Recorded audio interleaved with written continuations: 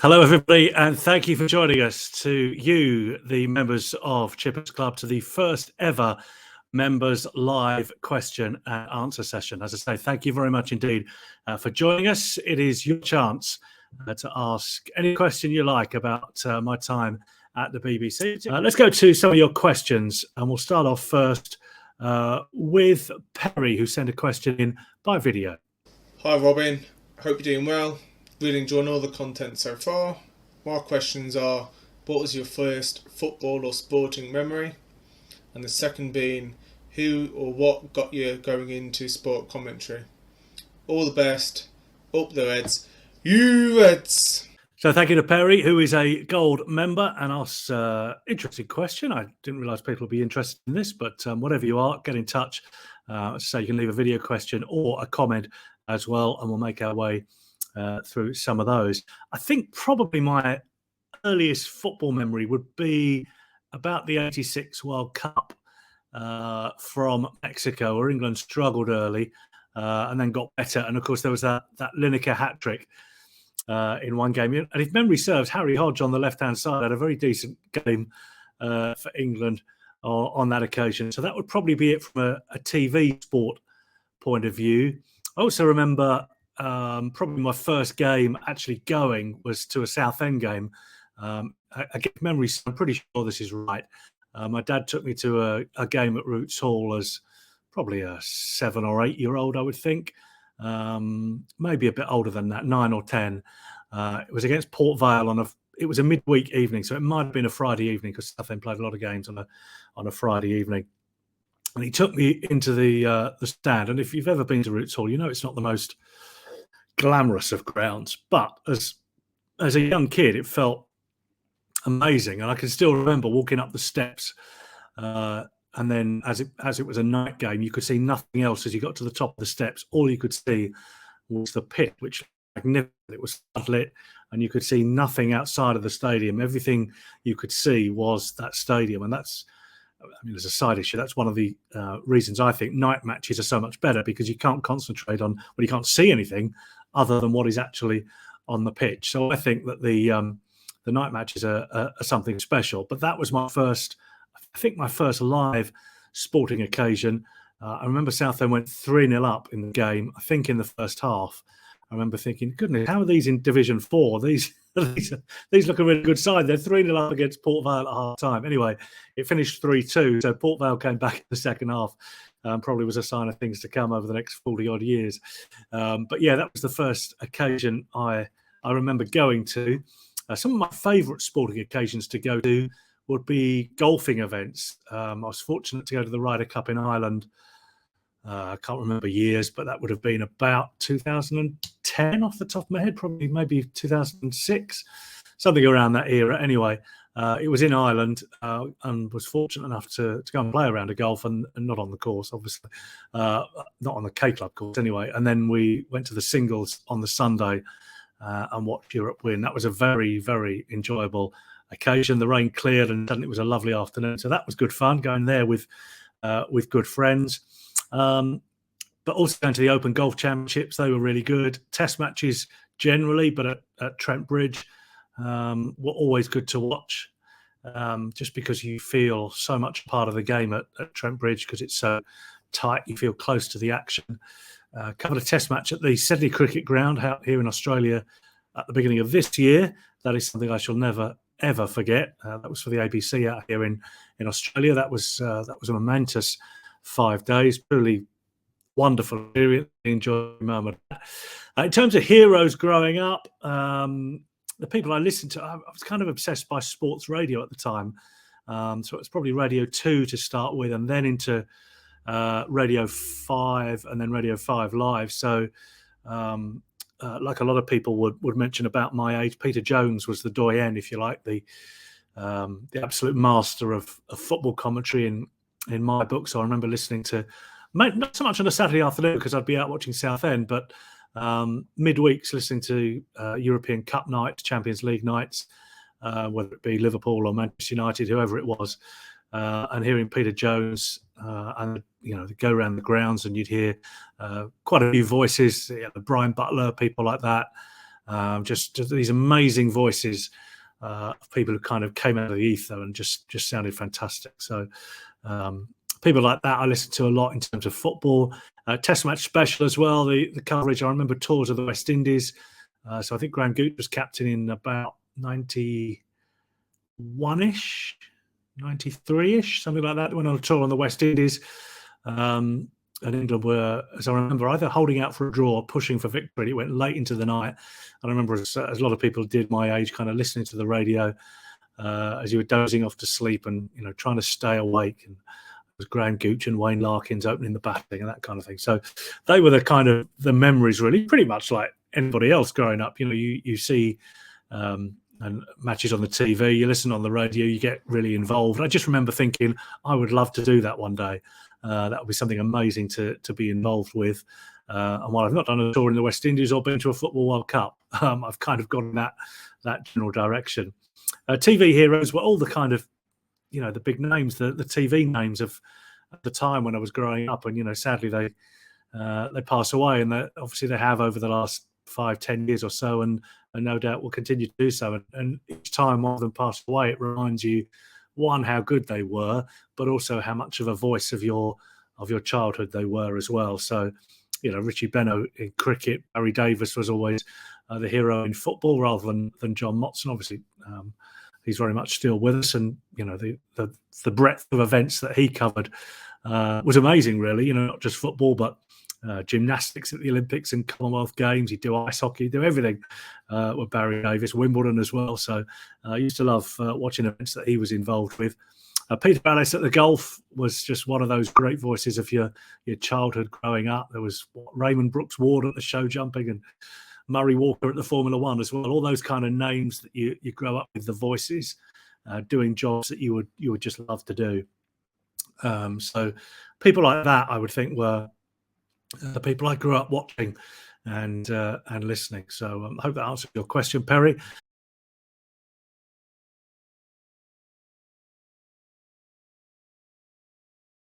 Another question which came in on a comment earlier in the week was from James. How privy to inside information were you at Forest that you couldn't share on the radio? Quite a bit, really.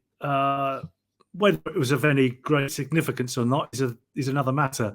But you hear so many bits and pieces from so many different people. And your job as a journalist is to try and work out, well, one, why are they telling you? What benefit is there for them to tell you this? Does it benefit them? Does it put somebody else down and lift them up? So are they telling you for that reason? Is it just gossip? Could it be potentially just gossip that they've heard a bit of a whisper and you certainly don't want to go on the radio or tweet something that is a whisper? You want to get it right. So could it be more than just rumour? The BBC, and this is widespread, you generally have the rule that you need to hear it from two sources independent of each other, and that's not always difficult to make sure they are. But you want to hear it from two different sources that something could be happening or managers resigned or whatever, unless it comes from somebody in a position of authority. So if the chief executive calls you and says, oh, by the way, the manager's resigned, then that's a person who is in good authority and knows what is going on. Now, you obviously have to trust them, but they're not, if they tell you the manager's resigned and you go on the radio or tweet on social media about it, and it turns out that that's not the case, then it certainly doesn't reflect well on the chief executive. Not that the audience in that case would know it's come from the chief executive, but that you wouldn't necessarily trust everything they tell you in the future. And therefore, that relationship has broken down to some extent. So if the chief executive told you something factual that wasn't opinion, that they didn't think was going to happen but had actually happened, then you would, I think, have that as pretty trustworthy. You generally get told lots of information, again, from managers off the record or from people at the club off the record, to kind of give you a bit of a steer, to kind of, so that you can gauge the the atmosphere and what people are thinking, what's happening at the club.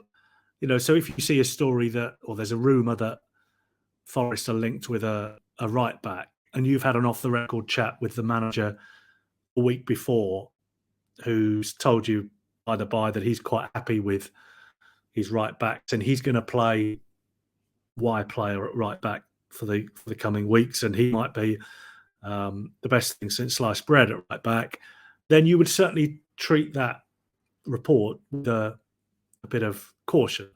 You wouldn't necessarily dismiss it, but you would treat it with a bit of caution, and you wouldn't necessarily urgently chase it. But sometimes, as I say, they tell you things to give you that kind of background information, and it's all quite useful. Sometimes they tell you things and it benefits you, and sometimes it doesn't benefit you, and sometimes, as I say, it might benefit them to tell you things, and then you tend to take it with a pinch of salt unless you can find out from other areas. And as I say, managers are pretty good for, not all managers, but obviously some you get on with better than others, and some you will have good chat with, and you would treat it as all off the record, i.e. anything they tell you didn't come from them, unless they tell you that you can use it. Use it is the phrase. So, for example, Sean O'Driscoll, I mentioned this before, that spent hours chatting with him in his time at Forest, off the record, after interviews. Always very useful to get his views, his thoughts about what is happening, and his feeling about things. And you can kind of then reflect the tone of that in the radio coverage. And there've been occasions where things have come out and you thought, oh, I knew that. I thought that was happening, but I wasn't 100% sure. And I would always prefer not to be 100% sure, or I'd always prefer not to be first, but actually to be right, and be certain of the ground that you're on. Because then when people come to you in future, whether that be by turning on the radio or getting in touch with you on social media, then you can have some kind of authority about it. But also you get information from other places. It's not just from the clubs you cover. So other BBC journalists around the country, other journalists generally that you tend to strike up a relationship with some people around the country, others you don't. There are friends of mine that work in football clubs all over the country. Obviously, Southend, still have people I know very well there who would, if anything was happening, would make it their business to let me know of, I've heard a rumour that Southend player is joining Forest or whatever. So that would happen. Case in point, going back probably 3 or 4 years, a friend of mine worked at Bournemouth, doesn't work there anymore, but he worked at Bournemouth at the time, and got in touch on deadline day to say that Forest had agreed a loan fee with Bournemouth for Tyrone Mings. Now, it turned out he went on to join Aston Villa, played for England, the rest is history kind of thing. But the transfer was a long, long way from happening, and I made that point clear when I tweeted about it. But I was pretty clear that the person I knew was in a good position to know. There was no reason for him to be making it up. It wasn't going to benefit him at all. All I knew is that Forest agreed a loan fee. I don't even know whether Mings was told that Forest had agreed a loan fee and they were an option. But that was the kind of thing that somebody tipped me off about. I made that public because I knew it to be the case. I still believe it was the case. But obviously Aston Villa matched that loan fee as well. And they managed to secure the loan. So that's just an example of somebody in another club who managed to get in touch, told me things were happening, knew I'd be interested, and then broadcast it and told a wider audience. Now, as it turned out, transfer, as I say, didn't happen. He went to Aston Villa, but that's kind of the way it worked. I knew the story was true. There was definite interest in there. It didn't happen, but nobody lost. Didn't cost Mings anything, didn't cost Bournemouth anything, didn't cost Forest anything. Just kind of showed the player they were after at the time. in terms of bringing players in on loan. All right, another question in. Are players too media trained these days? Thank you to Graham for that question. Are players too media trained these days? Generally, I think the answer is yes. There are some exceptions, and they're brilliant to deal with. Joe Worrell is obviously one example. And you'll have seen his interview on the Sport Chippers YouTube channel 3 or 4 weeks ago. But generally speaking, he's always been very, very honest. So he's always been one that has been good to deal with. And if you ask him a question, he'll generally give you a straight answer. So that's how it's always been very good. I like managers who are pretty straight. Billy Davies would generally give you an answer if you asked a question. Sean O'Driscoll was always the same. But generally speaking, I think, yes, you do see them too media trained these days. I think they're just, unfortunately, terrified, and it's partly the media fault because, particularly in the top league, in the Premier League, if a player says something outrageous, it's analysed to the nth degree. The pundits have their say. It's in all the papers. It becomes a story for a week or so, and then that player becomes, if you like, a bit of a target, and that's a bit of a shame because that player will then not say much of interest, I don't think, going forward. But generally, you get players who will say the right thing, but others who will make an exception and answer in a genuine way. I'm trying to think if there were others who notably sprung to mind in terms of being absolutely direct. I can't think of any off the top of my head. Joe Worrell obviously is the example of recent years, but there would be others that are just not coming to mind exactly at the moment. But who would answer pretty directly? They tend to. The unusual thing with Joe is that go back to that Wolves interview. He probably only played 10, 15 games at the time, so it's unusual for a younger player, I would say, to be quite as outspoken as he was after that Wolves game. He's obviously a bit older now, 24 or so. So he's not a veteran by any stretch of the imagination, but he gives an honest viewpoint. And as I said, particularly for a younger player, I think that is a little bit unusual. Let's go to our next question on video, and that comes from Ryan. Hello, Robin. I'm relatively new to the channel. But my question to you would be when and what made you want to become a commentator, and when did that decision happen, and how was it you got into that line of work as well? Thank you for the question. It's kind of similar to Perry's question, but it kind of just perhaps takes it on a little bit as well. Kind of got involved with, again, being around Southend at the time and going to watch them and listen to bits and pieces on the radio. What actually happened was my granddad saw an advert in the local paper that the hospital radio station were looking for volunteers. They were looking for members to come and help them out. And my granddad knew I was very kind of geeky about radio at the time, and listened to as I said earlier, Radio 2, Radio 5 as it was then. But also local commercial station, the local BBC station as well. Listened to a lot of radio. So he kind of knew I was very much interested in it. So showed me this advert, or showed my mum this advert, I think, and got in touch with the hospital radio and joined. So for a while, I kind of presented a program on a Sunday evening, I think, and just kind of playing some old records and things like that. It was a brilliant experience because it meant that you could get used to talking in front of a live mic and kind of making loads of mistakes then, which is undoubtedly what I did. But it meant you could kind of get that out of your system and learn how to be on the radio effectively, although I was, as I say, playing music rather than commentating or presenting sports programs at the time.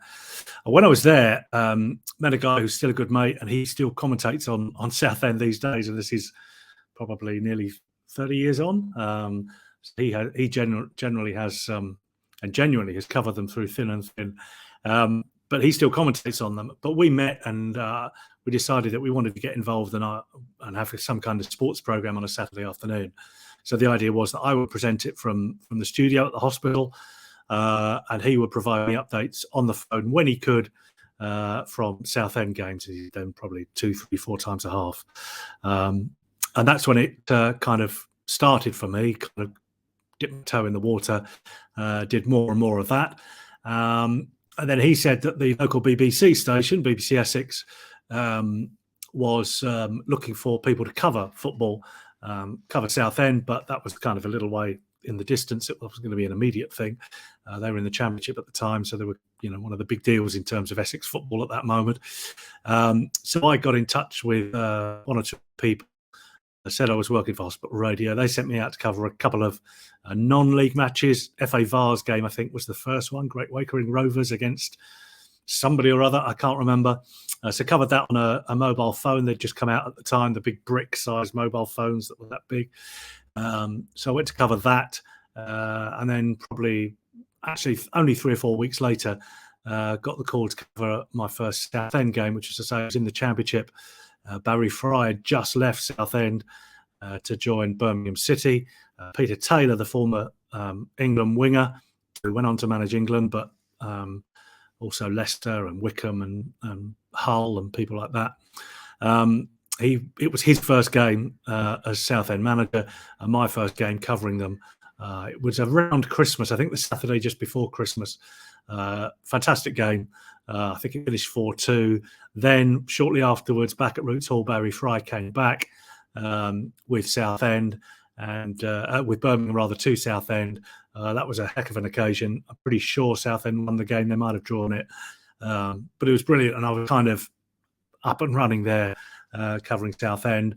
I was still working in insurance at that point, car insurance in the accounts department, and was still doing that, but working on Saturdays and Tuesdays covering games. And then Mark Pugac, who was my boss at that time, he left to join 5 Live. So actually it must have been Radio 2 I was listening to earlier, because Radio 5 Live had just started. So he left. You'll hear an interview with him actually over the next few weeks. Mark Pugac, on ITV Sport, you'll hear from him over the next few weeks. He left. A guy called Jonathan Overend came in, who you'll have probably heard commentating on tennis on the BBC and on ITV, I think, as well. But I became good mates with both of those people and their successors as well. And eventually Jonathan went to present the Drive Time programme on BBC Essex. And then I got the job. 3 years later, in fact, about 3 years later, I left, saw the job advertised in Nottingham, applied for that, left BBC Essex, joined BBC Nottingham in the summer of 99, August 99, and was there right through till 2020, February 2020. So I think it's fair to say a fair innings. Next question comes from Mitchell. Thank you for your question, Mitchell. Have you ever been starstruck or close to during an interview? Not massively, I don't think. Probably concentrating more on the actual interview and making sure it records and getting it right. I remember once doing an interview with Glenn Hoddle, who was the England manager at the time, at Roots Hall back in the day, which was a bit of a thrill. I think he was playing in a testimonial game or a charity game at Roots Hall, so I got some time with him. I also went to interview one of my heroes, Peter Alice, in his office in Surrey, Sussex or Surrey. It was certainly around the M25 back in the day. So I spent some time with him, interviewing him, and quite a thrill. So that was good fun as well. But in terms of starstruck, not massively, I don't think, because you kind of have to put that to one side. I think one of the things I've been most proud of, with one exception actually, is I've never asked for a selfie with anybody. I kind of think that's not something that reporters should do when they're doing interviews. Having said that, I did break my own rules with Sven when he rolled up at Notts County, so I have a picture Sven and I in the one of the banqueting suites at Meadow Lane. So I did break my own rules on that occasion, but that's probably as close as we come. There it is. He says, have you ever argued or got annoyed with a player during an interview? No. No, it's a definite no. No, there have been quite a few, actually. I remember Matt Derbyshire, for example, at QPR. I can't remember what the circumstances were. I think Forest had lost, and he didn't want to be there answering questions. I don't blame him for that. I think Forest were poor that day and they'd lost. He didn't want to be there, so he gave me really short answers. I didn't. After about 3 questions, I decided I didn't want to interview him either because he wasn't giving me anything. He didn't want to be there. I didn't want to be there interviewing him. So I probably asked him 4 or 5 questions and we cut it short. And the whole thing lasted probably 45 seconds. So that one springs to mind. There are other players in the past where you think you could give me a bit more here. And, I appreciate it's my job to tease it out, but on occasions they could give you a bit more. And sometimes they didn't. But my job was to try and tease it out of them if I could. Sometimes it would just gush out like Joe Worrell did after Wolves, and you just stand there with a mic and just ask them a question and let them go, basically. So there are players you get on with, and there are players you think, I can't be dealing with you, but you have to. That's your job. I'm not going to give any more names, but some players down the years, they're just not your cup of tea. But that's the way it is in the world, isn't it? Whoever you work with in offices up and down the country, around the world, there are people you don't get on with. There are people you go for a beer with. Plenty of players you would go for a beer with or a lemonade or something. But then there are other players who you probably wouldn't bother. But that's the same as I say in any workplace. Up and down the country and around the world. All right, no more false starts. We are going to leave it there. Thank you for your questions. All your subscribes and subscriptions, I think is the word I'm looking for, to Chippers Club as well. As I say, we'll do another one in a month or so. But for the time being, from me in sunny Sydney, goodbye.